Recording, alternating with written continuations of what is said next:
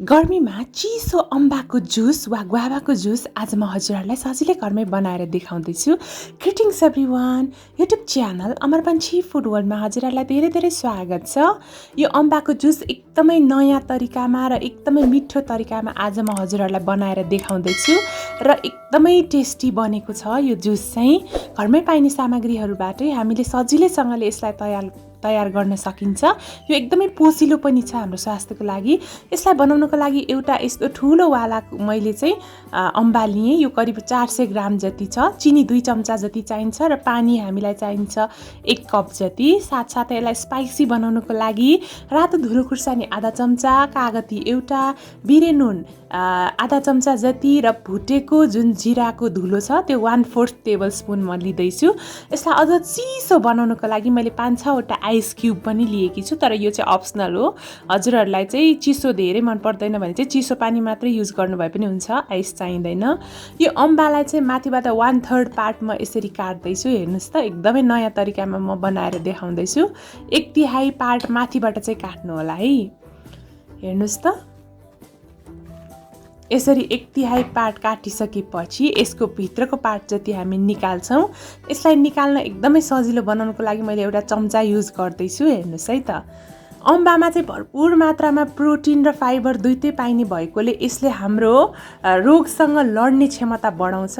हामीले दैनिक रूपमा करिब 400 ग्राम जति फ्रेसवाला अम्बा खायौँ भने चाहिँ र पाकेकोवाला र फ्रेसवाला यस्तै अम्बा खायौँ भने चाहिँ हामीलाई कब्जियत जस्तो समस्या पनि हुँदैन। तर काँचो अम्बा खायो भने चाहिँ एकदम कब्जियत हुनसक्छ। हेर्नुहोस् है त, मजाले यसलाई म निकाल्दैछु। भित्रको पार्ट सकेसम्म तल चाहिँ प्वाल नपार्नु होला है। मेरो चाहिँ हल्का प्वाल परेको छ, तर केही छैन, हामी टिस्यु पेपर राखेर मिलाउँछौँ यसलाई। र बिस्तारै सबै यो भित्रको पार्ट चाहिँ निकाल्नु होला। अम्बाको जुस बनाउँदाखेरि बाहिरको पार्ट भन्दा पनि भित्रको पार्ट एकदमै टेस्टी हुन्छ। र यो जुस बनाउँदाखेरि हामी अम्बाको कुनै पनि पार्ट खेर फाल्दैनौँ। एकदम जिरो वेस्टेज रेसिपी हो यो चाहिँ। माथिबाट पनि यसरी निकालेँ मैले। हेर्नुहोस् है त, सजिलैसँगले घरमै बनाउन सक्छौँ। र साथसाथै यो रेसिपी चाहिँ बालकदेखि वृद्धसम्म सबैले मन पराउँछन्। खास गरेर गर्मीको सिजनमा त एकदमै टेस्टी हुन्छ यो रेसिपी। र यति भइसकेपछि एउटा प्लेटमा म रातो धुलो खुर्सानी र बिरे नुनलाई मिक्स गर्दैछु। हजुरहरूले खुर्सानी त्यति मन पर्दैन जुसमा भने नराख्नु भए पनि हुन्छ। मैले चाहिँ स्पाइसी बनाउनको लागि युज गर्दैछु। वाउ, यसलाई मजाले मिक्स गर्ने। हेर्नुहोस् है त,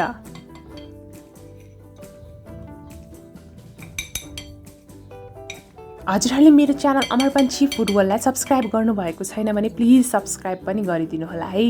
र एउटा मिक्सर जार लिएँ मैले। यसमा सुरुमा चिनी राख्दैछु 2 चम्चा जति। गुलियो धेरै मनपर्छ भने अलिक धेरै राख्नु भए पनि हुन्छ। भुटेको जिराको पाउडर राखेँ थोरै। मैले चाहिँ यो जिरालाई भुटेर पिसेर लिएकी थिएँ। र यो जुन हामीले मिक्स गरेको छौँ रातो धुलो खुर्सानी र बिरे नुन, त्यसलाई आधी जति मात्र राखेँ। आधी चाहिँ हामी पछिलाई राख्छौँ, एउटा काम गर्नलाई चाहिन्छ त्यो चाहिँ। र साथसाथै यसरी यो अम्बाको भित्रको पार्टलाई मजाले राख्दैछु। र यो राखिसकेपछि कागतीको रस र आइस क्युब पनि राख्नुपर्छ। आइस क्युब चाहिँ आफ्नो चाहना अनुसार राख्नु होला, कतिको चिसो मनपर्छ। र यसरी कागतीको जुस पनि राखेँ मैले। एउटा सिङ्गै कागतीको जुस राख्दैछु। हजुरहरूले पनि राख्न सक्नुहुन्छ। एकदमै टेस्ट मिठो बनाउँछ। र पानी राखेँ 1 कप जति, धेरै चाहिँ राखिनँ मैले। र यसलाई मजाले 1-2 मिनट ब्लेन्ड गरिदिनु होला। र वाउ, कति मजाले रेडी भइसकेको छ। हेर्नुहोस् त, अब यसलाई चाहिँ म स्टेन गर्दैछु। यसरी बियालाई चाहिँ म छुट्याउँदैछु। हजुरहरूले चिया छान्ने जालीबाट छुट्याउनु भए पनि हुन्छ। हुन त यो पनि खान नमिल्ने चिज चाहिँ होइन। अम्बाको बिया खाँदाखेरि केही फरक पर्दैन, तर मैले चाहिँ जुस बनाउन लायकी भएर चाहिँ यसलाई चाहिँ राख्दिनँ। यसरी छान्दैछु। हेर्नुहोस् है त, कति सजिलै तयार हुन्छ हाम्रो अम्बाको जुस। एकदमै चिसो छ र एकदमै टेस्टी पनि, गुलियो गुलियो अमिलो अमिलो हुन्छ। हेर्नुहोस् है त, अब म कसरी सर्भ गर्ने हजुरहरूलाई देखाउँदैछु। यो अघिको जुन अम्बा छ नि, त्यसलाई चाहिँ यसरी यो नुन र खुर्सानी, बिरे नुन र खुर्सानीमा यसरी गर्छौँ। र त्यसपछि यो रेसिपी चाहिँ स्ट्र बिना नै हजुरहरूले खानु भए पनि हुन्छ। यसरी हल्का राख्छौँ टेस्टको लागि अम्बामा। यो तल जुन मेरो प्वाल परेको छ त्यसमा चाहिँ मैले तलबाट टिस्यु पेपर फोल्ड गरेर राख्दैछु। इनकेस त्यो तलको पार्ट प्वाल परिहाल्यो भने पनि टिस्यु पेपर राखेर युज गर्न मिल्छ।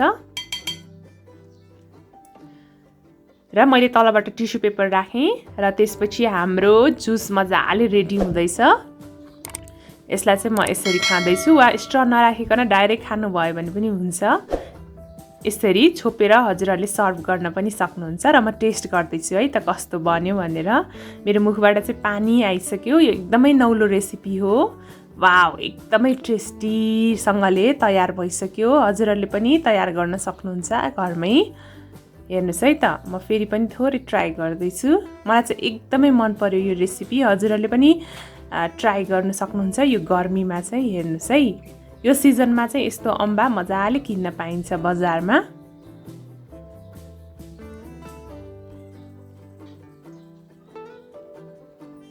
र एकदमै स्पाइसी पनि छ यो। जिराले चाहिँ एकदम यसको टेस्ट बढाएको छ। र हामीले यो जुस पिइसकेपछि बाहिरको पार्ट पनि खान सक्छौँ। हेर्नुहोस् त, मैले चाहिँ यो मेरो प्वाल परेको भएर तलबाट टिस्यु पेपर राखेकी थिएँ। र यसलाई पनि खान सक्नुहुन्छ मजाले। यो एकदमै फ्रेसवाला अम्बा हो।